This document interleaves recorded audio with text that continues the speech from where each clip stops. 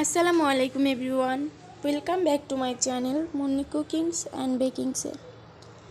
আজকের recipe mozzarella cheese. এই cheese কিন্তু আমাদের সব ক্ষেত্রে প্রায় ফাস্টফুড খাবারে ব্যবহার করে থাকি। বিশেষ করে পিৎজাতে কিন্তু চিজটা খুবই প্রয়োজনীয়। এরকম অনেক ফাস্টফুড আছে যেগুলোতে চিজ ব্যবহার করা হয়ে থাকে। তা আমরা বাজার থেকে অনেক টাকা দিয়ে চিজ কিনে থাকি। আমরা যদি ঘরে মাত্র 2টা উপকরণ দিয়ে তৈরি করে নিতে পারি চিজ, তাহলে কিন্তু আর কোনো কথাই হয় না। তো চলুন দেখে নেওয়া যাক আমার এই চিজ তৈরি করতে কি কি উপকরণ লাগছে। মাত্র 2টা উপকরণ, মানে শুধুই মাত্র 2টা উপকরণ। তো আমি এখানে 1 লিটার পরিমাণে গরুর দুধ নিয়ে নিয়েছি। আপনারা কিন্তু যে কোনো লিকুইড দুধ নিয়ে নিতে পারেন। আমি এখানে হাত সহনীয় উষ্ণ গরম এরকম করে নিয়ে নিয়েছি জাল করে। তারপরে আমি হোয়াইট ভিনেগার, রাঁধুনি হোয়াইট ভিনেগারটা নিয়ে নিয়েছি এখানে। তো আমি অল্প অল্প করে ভিনেগার দিব আর হাতা দিয়ে নাড়তে থাকবো। আমি অল্প অল্প করে ভিনেগার দিচ্ছি আর নাড়ছি, আপনারা দেখতেই পাচ্ছেন। তারপরে কিন্তু ছানাটা কেটে দিবে। তো দেখুন মোজারেলা চিজের কিন্তু ছানাটা কেটে দিয়েছে। এবারে আমি আর ভিনেগার দেওয়ার প্রয়োজন নাই। তো এবারে আমি যত তাড়াতাড়ি সম্ভব তুলে ফেলবো একটি ছাঁকনির সাহায্যে। তো দেখুন আমি একটা ছাঁকনি দিয়ে তুলে নিচ্ছি।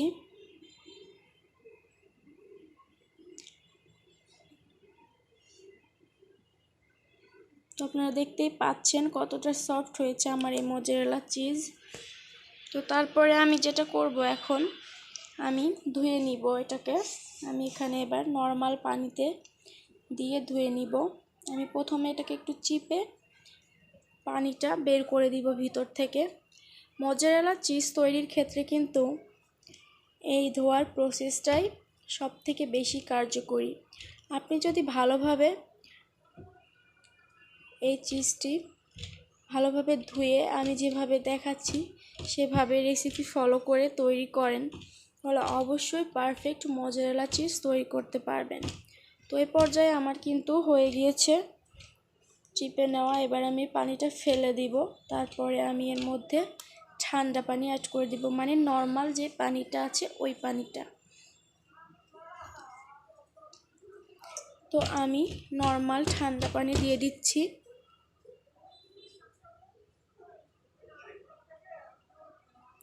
আমি খুবই সাধারণভাবে দেখানোর চেষ্টা করেছি এই চিজের রেসিপি। তো আমার এই রেসিপিটি ফলো করে তৈরি করলে আপনাদেরও কিন্তু খুবই সুন্দরভাবে মোজারেলা চিজটি তৈরি করতে পারবেন। তো তারপরে আমি এই পানিতে কিন্তু 3 থেকে 4 বার ডুবিয়ে নিয়ে তারপরে চিপে নিব। দেখুন আমি এই পানিতেই 3 বার করে ভিজিয়ে তারপরে চেপে চেপে পানি বের করে দিব।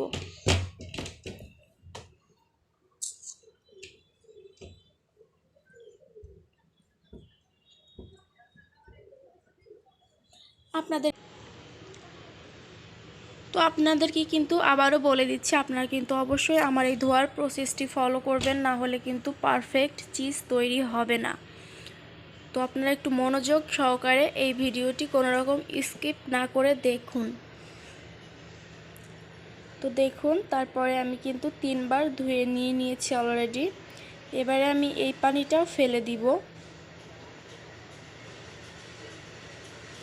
আপনারা কিন্তু লিকুইড দুধ বলতে কোনো গুঁড়া দুধ ইউজ করবেন না এখানে, তাহলে রেজাল্টটা ভালো আসবে না। আপনারা অবশ্যই এখানে চেষ্টা করবেন ফুল ক্রিম দুধ, অর্থাৎ গরুর দুধ কিংবা যে কোনো ব্র্যান্ডের দুধ নিতে, লিকুইড। তারপরে আমি এখানে নিয়ে নিয়েছি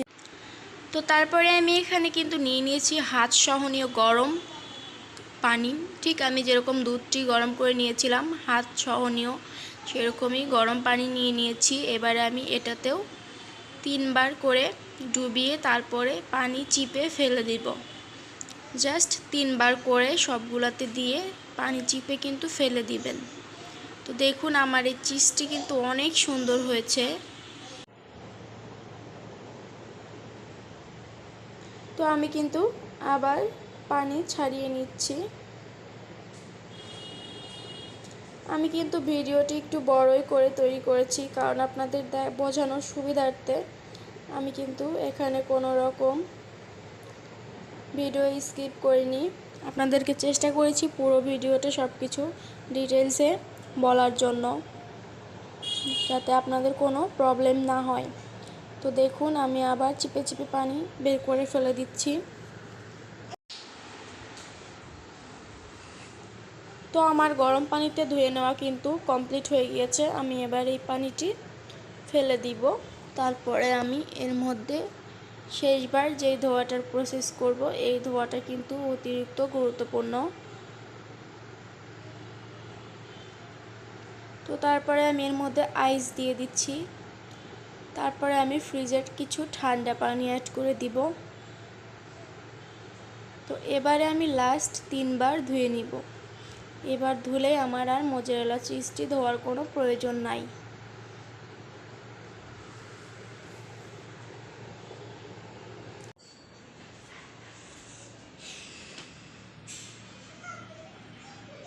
তো আমি সেম প্রসেস ফলো করে কিন্তু 3 বার এখানে ধুয়ে নিব। দেখুন,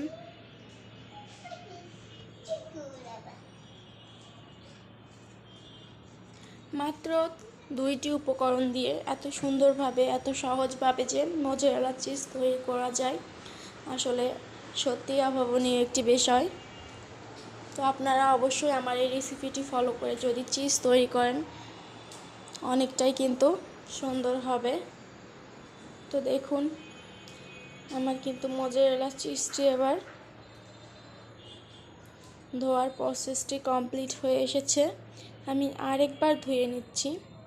আমি 3 রকমের পানি দিয়ে মোট 9 বার ধুয়ে নিয়েছি এই মোজারেলা চিজ।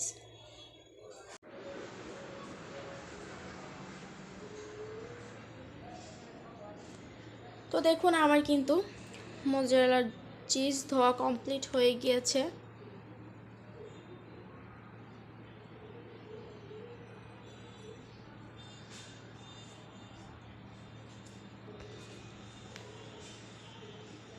তো ভালো করে এবার একটু চিপে চিপে সময় নিয়ে পানিটা যতটা সম্ভব বের করে দিবেন। তো তারপরে আপনাদের কাছে যদি ফয়েল পেপার থাকে, তাহলে ফয়েল পেপারে মুড়িয়ে রেখে দিবেন। তো দেখুন, আমার কিন্তু ধোয়ার প্রসেসটি কমপ্লিট।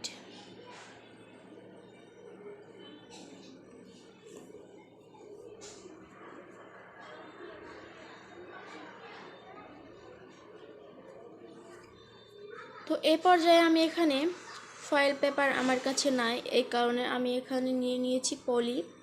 তো আপনারাও চাইলে এরকম পলি নিয়ে নিতে পারেন। সচরাচর কিন্তু সবার কাছেই ফয়েল পেপার থাকে না।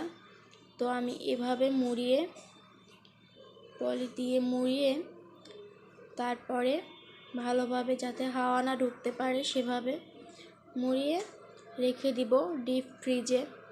আমি 1 দিনের জন্য রেখে দিব। আপনারা চাইলে কিন্তু 2 ঘন্টা কিংবা 6 ঘন্টা পরে ব্যবহার করতে পারেন। সেক্ষেত্রে কিন্তু চিজটা অনেকটা নরম থাকে। আর 1 দিন পরে যদি ব্যবহার করেন, তাহলে কিন্তু চিজটা একদম পারফেক্টভাবে তৈরি হয়ে যায়। তো আমি আপনাদেরকে দেখাচ্ছি, আমি 1 দিন পরে আপনাদের সঙ্গে শেয়ার করছি। আমি ডিপে রেখে দিয়েছিলাম 1 দিন, তারপরে আমি এবার চিজটি খুলে দেখাচ্ছি আপনাদেরকে কীরকম হয়েছে। আমি ফয়েল পেপারে রাখিনি, এই কারণে কিন্তু আমার চিজের গায়ে এরকম দাগ পড়েছে। যদি ফয়েল পেপারে রাখতাম তাহলে কিন্তু অনেকটা তেলতেলে হতো। তো এবারে আমি একটু কুড়িয়ে দেখিয়ে দিচ্ছি আপনাদেরকে। তো আপনারা এভাবে কিন্তু এই চিজ তৈরি করে পিৎজা বা যে কোনো ফাস্টফুড খাবারে কিন্তু অ্যাড করতে পারেন। তো আমি যেহেতু 1 দিন রেখে দিয়েছিলাম, আমার খুব ভালোভাবে তৈরি হয়ে গিয়েছিল চিজটি, এ কারণে একটু শক্ত হয়ে গিয়েছে। আপনার ডিপ থেকে বের করে 10 মিনিট পরে কিন্তু এটা ব্যবহার করবেন। অতিরিক্ত শক্ত হয়ে গিয়েছে আমার এই চিজটি। আমি আপনাদের ফ্রিজ থেকে খুলেই কিন্তু দেখিয়ে দিয়েছি, এই কারণে অনেকটা শক্ত। 10 মিনিট পরে যদি দেখাতাম তাহলে কিন্তু এরকম হতো না। আর আমি এই চিজ নিয়ে অবশ্যই একটি পিৎজা রেসিপি আপনাদের সঙ্গে শেয়ার করব। তো আজকের মতো বিদায় নিচ্ছি।